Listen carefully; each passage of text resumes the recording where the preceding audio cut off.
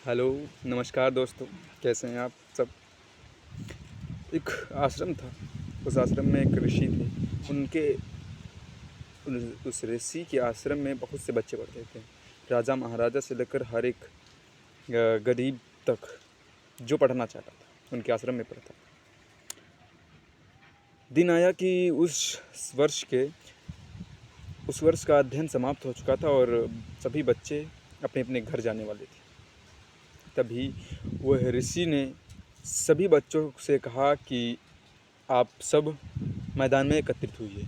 उन गुरु की बात सुनकर सभी बच्चे मैदान में एकत्रित हो गए।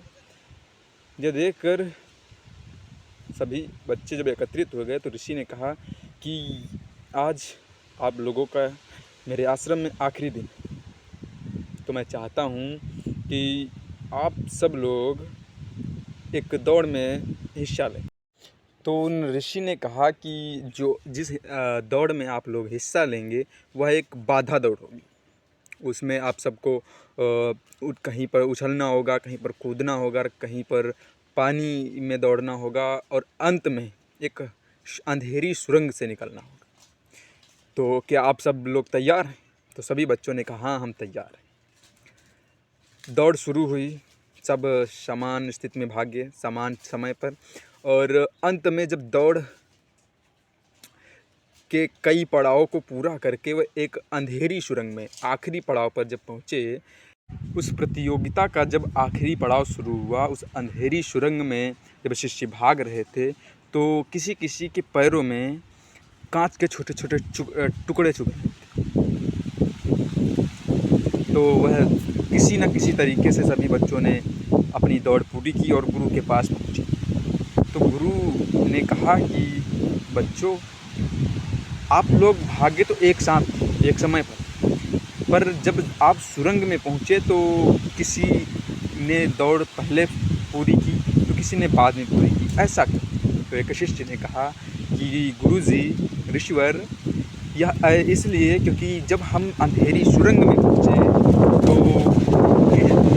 कोई तो किसी दूसरे को धक्का देकर आगे निकल रहा था और कोई तो आराम से अपने आप को बचाते हुए आगे निकल रहा था, क्योंकि सुरंग में कांच के टुकड़े पड़े हुए थे। और कोई तो उन टुकड़ों को उठा कर अपनी जेबों में रखकर तब दौड़ रहा था, क्योंकि वह नहीं चाहता था कि इन टुकड़ों से जो हमें असहनीय पीड़ा हो रही है वो पीड़ा किसी दूसरे को भी हो।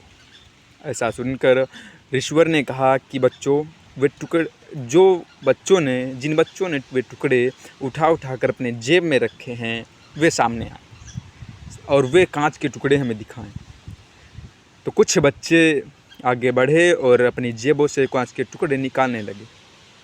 कांच के टुकड़ों को देखकर सभी आश्चर्यचकित थे, क्योंकि वे कांच के टुकड़े नहीं, हीरे थे। तो गुरु ने कहा कि आप सब आश्चर्यचकित, चिंतित मत होइए, क्योंकि ये हीरो के टुकड़े, हीरे मैंने ही उस सुरंग में डाले थे। ऐसे ही हमारे जीवन में होता है। हम सब एक दौड़ में, अपनी ज़िंदगी की दौड़ में भागते हैं। पुत्रों, ये जीवन हमारी इसी दौड़ की तरह है और इस दौड़ में सफल और समृद्ध वही माना जाता है जो खुद अपनी दौड़ पूरी करते हुए दूसरों के बारे में सोचे और दूसरों का भला करने से ना चूके। इसलिए ये संदेश सिर्फ उन बच्चों के लिए ही नहीं अपितु हम सब के लिए है कि हम अपने जीवन में सफल तो होना चाहते हैं, सब सफल होना चाहते हैं, लेकिन हमें यह बात याद रखनी चाहिए कि हमारी सफलता किसी के दुख का कारण ना बने। मतलब कहने का मतलब ये है कि हम सफल होना चाहते हैं, हमें सफल होना भी चाहिए, लेकिन हम सफल ऐसे हों कि दूसरों के अधिकारों का हनन ना करें, दूसरों को के लिए समस्या उत्पन्न ना करें। जय हिंद।